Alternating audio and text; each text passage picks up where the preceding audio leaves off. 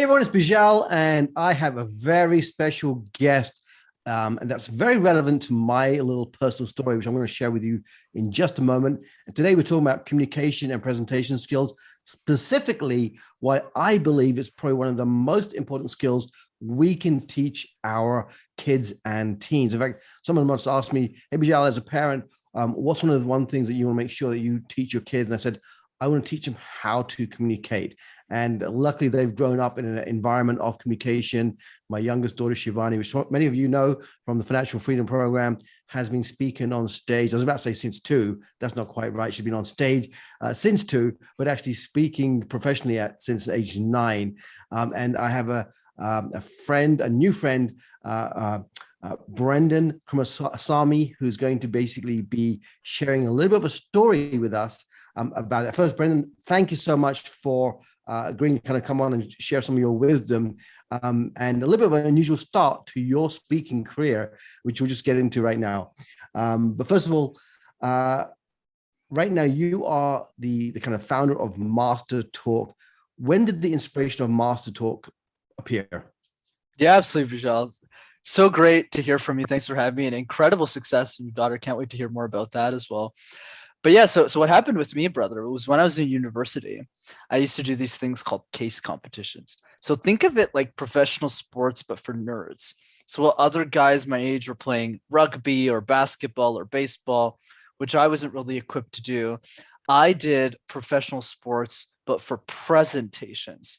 So I presented a lot in competitions. And the reason I did those competitions is because a lot of top executives from Nike, Amazon, IBM would sit down in the judging panel and then pick out the best students to give job offers to.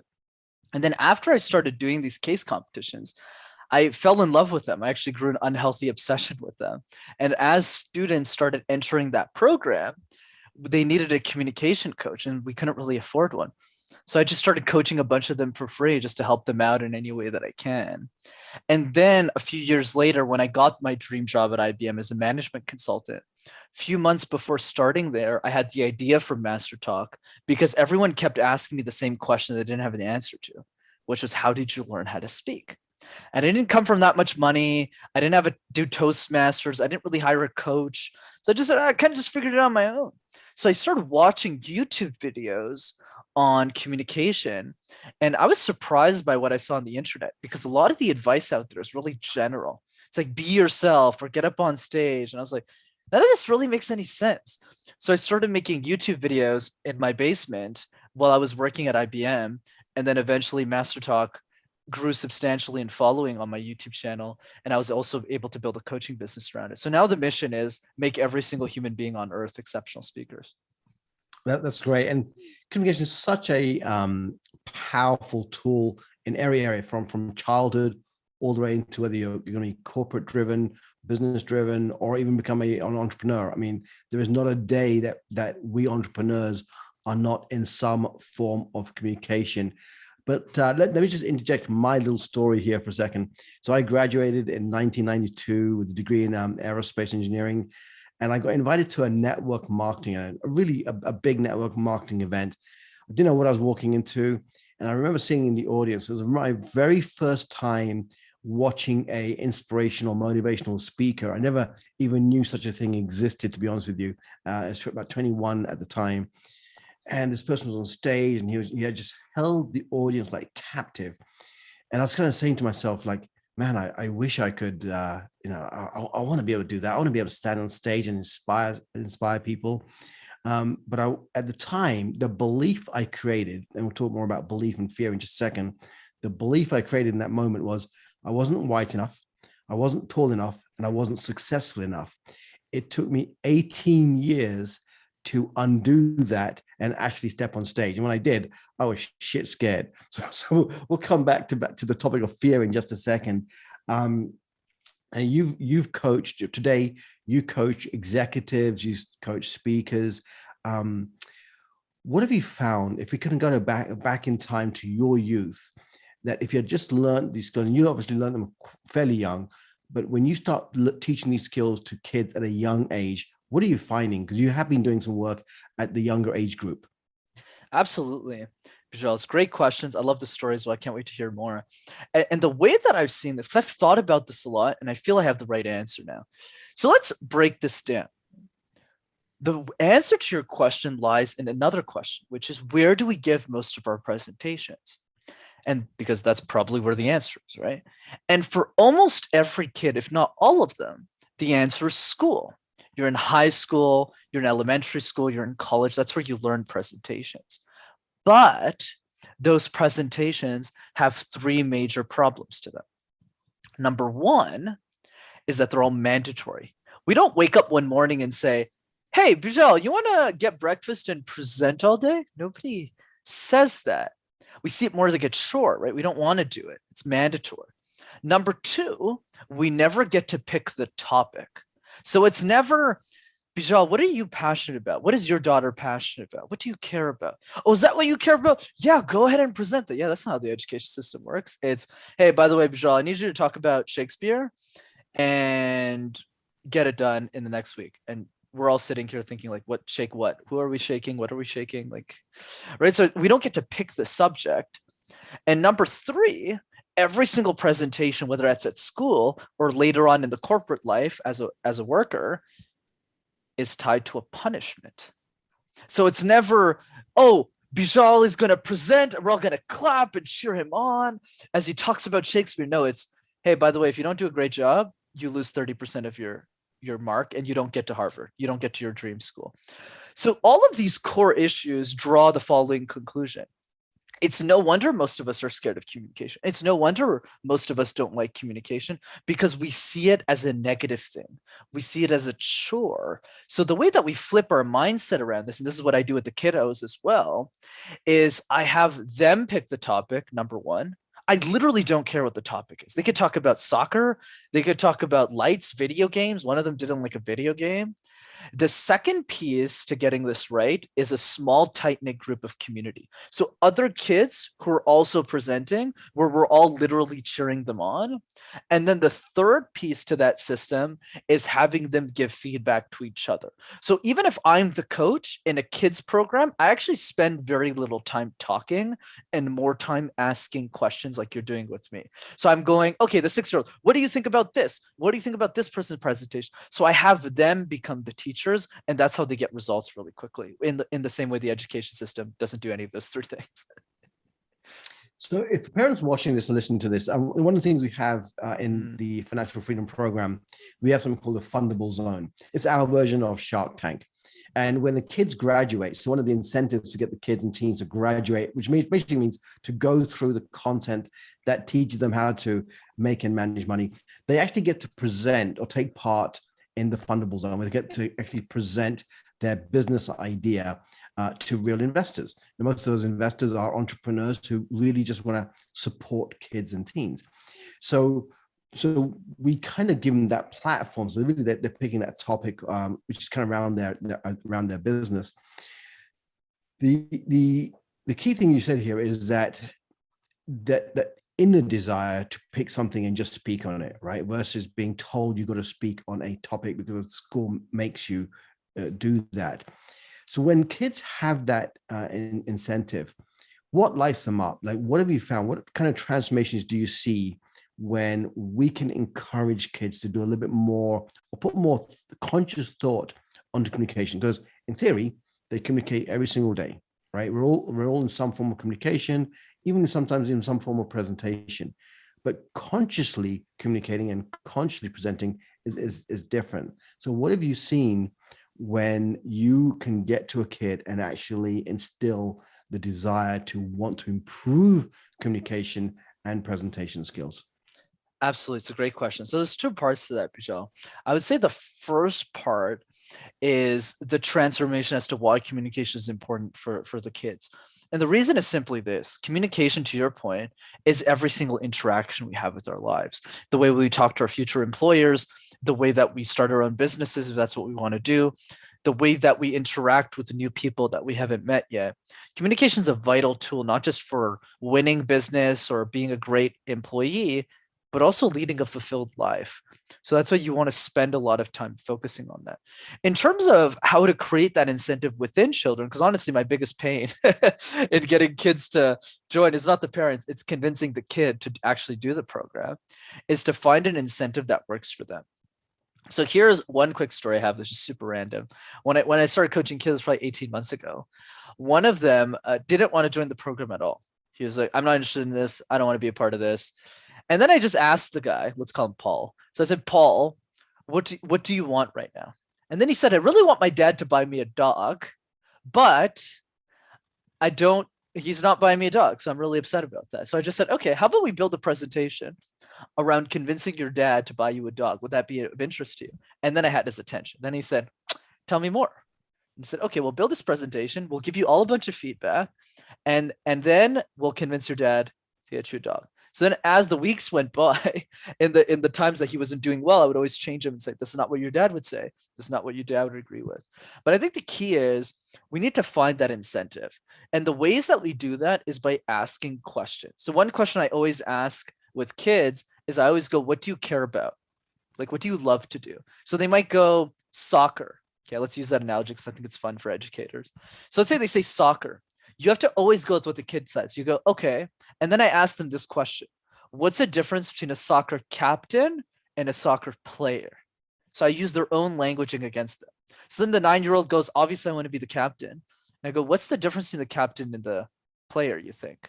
And then Chris might say, I'm not sure. I guess leadership. And then I say communication, because the captain needs to lead the team. So do you want to be a captain? And they go, yes. And then we get them in. So yeah, I hope that answered the question. Yeah, in fact, you gave me, something I've done with my kids when they were growing up, a little bit younger now. When they were younger, is I would make them give presentations when they wanted something exactly the same way, or if they had an idea and they wanted to do something. So great, you know what? I remember one time my older daughter was into marine biology. She was, I think, 12 or 13 at the time, and I said, tell you what, if you create a presentation on this topic, we'll go to I think it was, I can't remember, it was the Maldives or Andaman, but it was an island off the coast of India.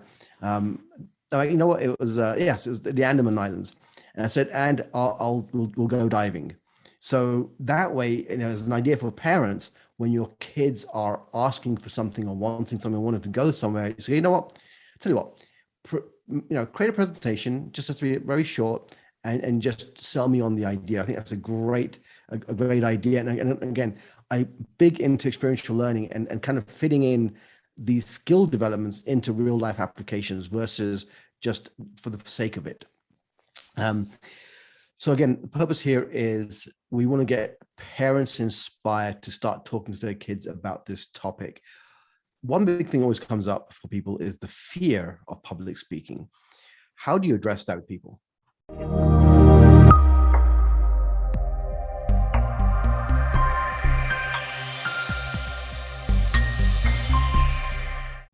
Right. So with kids, it's a different conversation. But another trick that you actually made me think of as well, Beejel, is an exercise I do with kids called the random word exercise.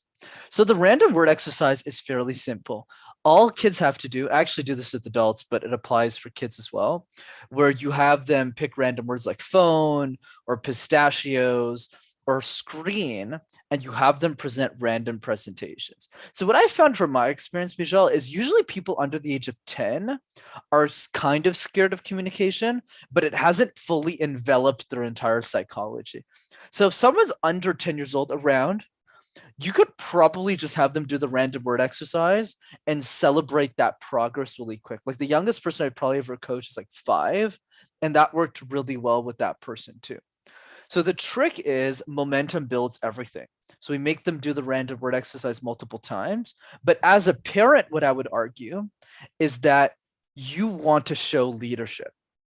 So what I mean by that is when you go up to the kid, you don't just go do the random word exercise. You go up to the kid and you say, hey, Sandy, hey, Pooja, we're doing this fun game. So how about you give me a word and then I'll do the random word exercise and then throw it back to them. So you do it once and then you have them do it. And that's the way you do this. A lot of people do this over dinner tables and like family gatherings. So I recommend that as well. a lot of times parents kind of, the only way to really measure how well their kids are doing is the typical school grade system, right? And their ascension through that system. But one thing that's to really recognize is most, if not all, of the world's greatest leaders, have been master communicators, right? And I think it's almost across the board, barring a few exceptions. But if you look at leadership, whether it's CEOs of companies or leaders of countries or leaders of movements, they've all been master communicators, different styles, different forms. But that is one thing I believe that so many have in common. So the reason I'm saying that is that if we truly want the best for our kids, if we really want to give our kids the ability to excel, no matter in what subject they're doing, in what field they're in, the ability to communicate will be an amplifier to whatever they're going to apply themselves to. Have you kind of seen that in your experience? Oh yeah, you're absolutely on the money with that, Bijal, in the sense that whatever our goals are, it helps us really amplify. And the question that I'd love to have people think about as well, this helps us remove the fear and think more about the positives. That's what I feel is really missing. That's why I love what you're doing, right? It's all about the fun. What's missing, especially in this industry, is the positive side, right? Like what's great about communication? Why are we always focusing on the stress all the time? The fear around communication, instead of just saying, how would your life change if you're an exceptional communicator? Simple question. But it's a question no one really thinks about or asks themselves. Or another one I like, how would the world change? How would your relationship change if you were an exceptional communicator? And then when you start to reflect on that question, you start to see the positives, right? You start to see the benefits of being a great speaker, and then you're more motivated to do it. So yeah, I'd rest my case there. Cool. And I'm really hoping that we can get you to come back and actually teach a workshop to our parents and kids and teens on developing a quick talk and presenting it during the workshop. So I'm gonna dangle that carrot right now and plant the seed for making that happen. I'd love to have you come back and get some kids to go from zero to actually delivering a presentation, just so they can see for themselves when you have the right frameworks that you've developed, that you teach CEOs today, all over the world, on becoming master communicators to run their multi-million-dollar businesses. But we're going to do it for the kids as well. So we talked about kind of experiential ways of presentations. Any other tips you have for parents kind of watching in terms of if they're thinking about, oh, how do I get my child interested in doing something with this? Absolutely. Let me share an analogy that I think will really help. And thanks for that, Michelle. What a great conversation. And goes back to the first time I started coaching kids. I had a lot of trouble at the beginning because everything I was teaching them was always too complex. Because if you're under 8 years old, you don't know what a presentation is. You don't know what an introduction is. So when I was saying introductions, my youngest, raise their hand and go, "What's an introduction? What's a conclusion?" So I had to find like an analogy. So this analogy you can use with kids that I think would help. The analogy is jigsaw puzzles. Every kid knows what a jigsaw puzzle is. For parents who don't know, they're kind of like puzzle pieces, particular toys. There's like 1,000 pieces and you put them all together, or 100. So something I ask the kids that you want to also think about is if you're building a puzzle, so let's say we use, I don't know, Sansita, right? So Sansita, if you're building this puzzle, which pieces would you start with first? So then the kid does, they go, the edges. And then I go, why? They go, well, they're easier to find. You'd be surprised. I mean, you know this, but a lot of educators and parents would be surprised at how smart kids are if you just ask them the right questions. And then I go, exactly. Edges first, in the middle. That same analogy actually applies to public speaking as well. So the way that I structure practice, and this is something that educators can do when they're practicing with their parents or parents as kids, is don't have the kid present the whole presentation at once because it's too stressful for them, especially if they're 5, 7, 9 years old. You don't want them to deliver a 5-minute speech right away, in my opinion, because obviously it could work, but I don't think it works with most. I think the strategy is more start with the edges. So all I want you to do, Sansita, for next week is do a 60-second presentation, just the introduction. And then after they present it, I have them do the exact same introduction the week after as well. So that way, they're not stressed out about creating new speeches, because I think that's a big mistake in the education system. You're always switching presentations all the time, so you don't actually get better. at communication. Like the reason I get better on podcasts is because I get asked the same question over and over again, not because I'm smart. It's because I keep getting asked the same thing. And that's the key. And then after we go to the conclusion, how do you give an amazing, inspiring conclusion? And then we have them present that 2-3 times. So there's no other speech in the program. There's only one speech, right? So people can just focus on one speech, and then we tackle the content. So structure your and practice your presentations like a jigsaw puzzle. Great. That's a little bit of additional tip there, but we're going to go deeper into this because I will find a way of getting you back and teaching our teens and kids a lot more on this topic. Your personal mission. So obviously you're still very young. You started very young. You teach kids all the way through CEOs of multi-million-dollar corporations. But what's your personal mission? Why are you so interested in this topic? Yeah, brother. Thanks so much for asking. For me, my mission, the thing I'm the most passionate about, the thing I'm super excited, and that's why I left my corporate job and I was doing really well in to pursue this, was because I felt that there was really a need for somebody out there to share all of this information for free. I think that the thing that scares me the most is that when Elon Musk was 15 years old, nobody coached him on his communication skills. Isn't that crazy? Like, isn't that nuts? And that's still, if you look at the industry, it's they may do presentations, but they're not being coached and trained how to really hone their skill in this area. Absolutely. And it's not even hard. Like, I mean, in this interview, for an educator who's listening to this, like, you don't need to hire us. Like, literally copy paste the curriculum. It's like I said at the beginning, right? All you have to do is have them just do one presentation, have them do the edges first, practice just the edges, don't stress them out the other content, and have them pick the topic. And cheer them on. Don't tie it to a punishment. And they'll all master communication. All of them do. But the key is, for me, what I'm always thinking about, especially at the end of my life, after I'm dead, after, in 70 years, 80 years, is what about the next Elon Musk? Because the next Elon Musk is probably some 7-year-old girl in Cambodia, like right now as we're talking. And we don't know it's her. We don't know she's the next Elon Musk. So for me, my big mission is, how do I make Master Talk big enough so even if that 7-year-old girl can't afford a communication coach, she can still go on my YouTube channel or another social media that I might have and still learn how to speak, because everything I shared here is all available on the channel too and everywhere else. And then she can go back and still figure it out because she's smart enough to. And that's my big mission. And I'm going to end with this, that look, as parents, you are a leader. You may have a child, a teen that may have an idea that could solve a problem for somebody somewhere. It could be a massive problem. But if they do not have the ability to communicate that effectively, whether it's to their peers, to their friends, to the world at large, then that idea will die as a thought. So it is our responsibility as a community to really make communication a topic of interest for kids, because if they can understand the principle that if they can learn to communicate, it will help them in every single area of life, from relationship to their career, to their job, to their business, to leadership. So I admire the work you're doing. And as you said, if you go to the YouTube channel, I believe it's Master Talk, is that correct? And I'll make sure the link is somewhere around this video. There's so many great videos. So this isn't about selling you a program. It is just to inspire you to think a little bit more consciously about your kids and teens and their ability to become better communicators and eventually better presenters of their idea. Brenden, thank you so much, brother, for joining me. We have a lot more to talk about, but for now, I'll see you soon. Bye. Thank you so much.